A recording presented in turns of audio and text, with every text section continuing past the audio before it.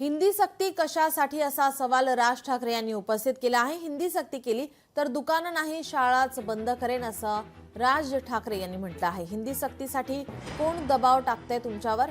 मुंबई गुजरातमध्ये सामील करण्याचा प्रयत्न सुरू आहे। तुमची भाषा तुमची जमीन राखणं महत्त्वाचं आहे असं राज ठाकरे यांनी म्हटलं आहे।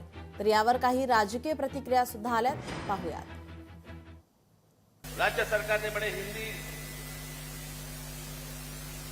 कंपल्सरी म्हणे हिंदी भाषा शिकलीच पाहिजे, त्याच्यावरनं खरं तर हे सगळं सुरू झालं।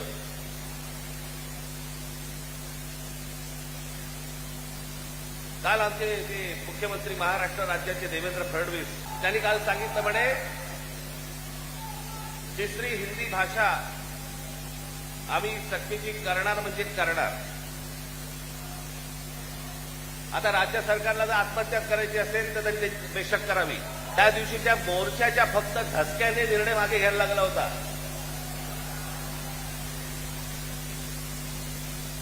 फडणवीसजी तुम्ही सांगताय ना की तिसरी भाषा आम्ही सक्तीची आणणार म्हणजे आणणार।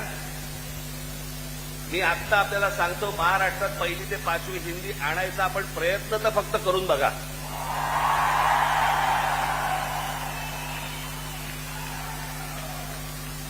दुकानं नाही, शाळाही बंद करीन। जेवढा निधी लागेल तेवढा महाराष्ट्र सरकार देईल। मग याचा अर्थ मराठी भाषा, मराठी भाषिक यासाठी राज्य सरकार गंभीर आहे आणि सन्माननीय राज ठाकरे साहेबांना काही अपेक्षा असतील, काही सूचना असतील तर त्यांच्याही सूचनांचं स्वागत आहे। शेवटी हा राज्यात कोणत्याही पक्षाचा कोणत्याही व्यक्ती असू द्या, हृदयामध्ये आणि ओठामध्ये मराठी भाषा घेऊनच, त्याचं प्रेम घेऊनच त्याला पुढे जायचं आहे। लहानपणी इथं शिकायचं असेल तर मराठी शिकावंच लागतं, त्यामुळे मराठी सक्तीची आहेच। नाही, ठीक आहे, त्यांनी काय भाषा वापरायची हा त्या पक्षाच्या संस्काराचा भाग आहे। जसे संस्कार तसे उच्चार। माझं म्हणणं आहे की हिंदीचा हा विषय किंवा हिंदी ह्या विषयाचा शकुनी मामा कोण आहे, ज्याच्याबरोबर त्यांनी मराठीची सभा घेतली, ज्याचा हात धरून असं वरती केलं ना, तो हिंदीचा या विषयाचा शकुनी मामा आहे।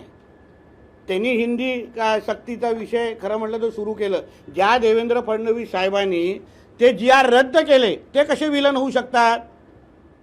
ज्यांनी मुळामध्ये हा प्रस्ताव आणला, ज्यांनी मुळामध्ये कॅबिनेटमध्ये हा प्रस्ताव केला, त्या उद्धव ठाकरेला आपण जबाबदार का धरत नाही आहे? तो ह्या चित्रपटाचा विलन आहे, तो शकुनी मामा आहे इकडचा। खरं म्हटलं तर राजसाहेबांनी त्यांच्यावरती सभा करता कामा नये।